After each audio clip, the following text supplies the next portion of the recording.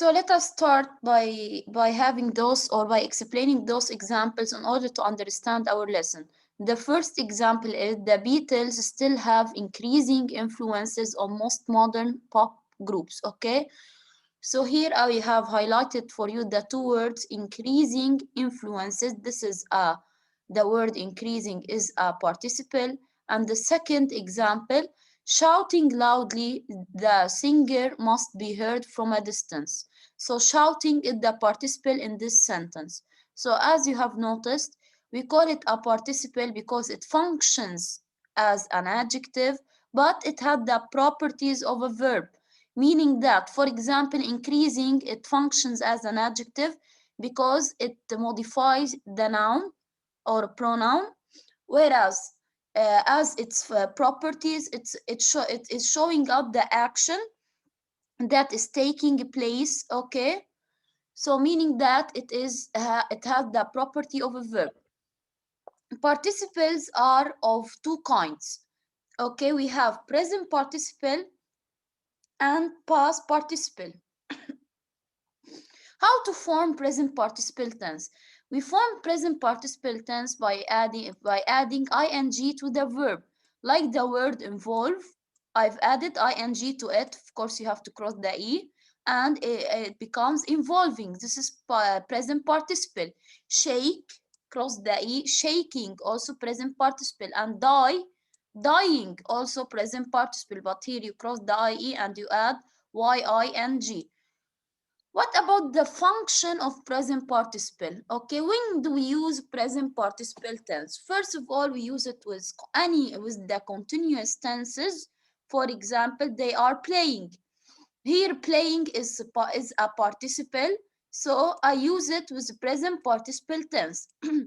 The second function for it is that it functions as an adjective, like the word annoy. It's a verb, or when I add ing, annoying, she is so annoying, here it becomes an adjective, so it functions as an adjective in this sentence.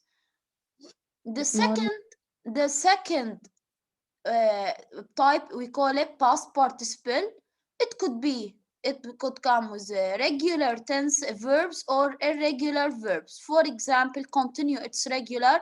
Usually with regular cases you have to add d, ed, or ied. Okay, so continue, regular, continued, I added d. Differ, differed, also I added d. And begin, begun, here it's irregular verb, so I've changed the whole verb. We've already studied the most common irregular verb. What about the function of past participle? Sorry. So past participle, we could use it with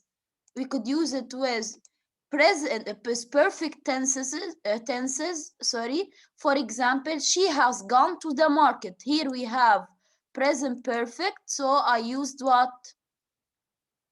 Past participle.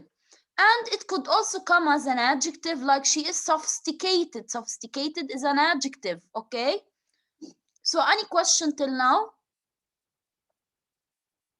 Okay, let us now talk No. about, thank you girls. So let us now talk about the form of participle phrase. Okay, we've learned before the meaning of phrase, like it's a part of a sentence. Okay, so here, if I want to form a participial phrase meaning that you have to add a participle. Okay, you have to add a participle plus its complement. Okay, and usually the participle along the complement modify a certain word. That's why we call it what? A modifier, an adjective modifier. So listen to this sentence, please. Using a pattern of circle, the artist made his drawing. So where is the participle in this sentence? It's the word using, because I have ing. It's an adjective, but it functions as an adjective since it is modifying the noun artist, and it works as an what? It has the property of a verb. So a pattern of circles is what? It is the complement of the sentence or the word that I need to use in order to have a full meaning. So together using a pattern of circles, we call it participial phrase, and it is modifying the word or the noun artist. That's why we call that it functions as an adjective. Okay, the second example, stolen for many years, the Mona Lisa returned to the museum. Okay, so stolen here, it's a participle in the past.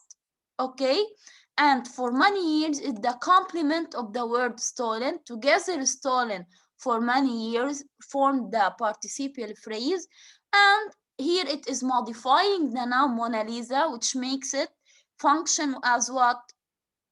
It functions as an adjective. So this is everything about the function and usage of participle and participial phrase.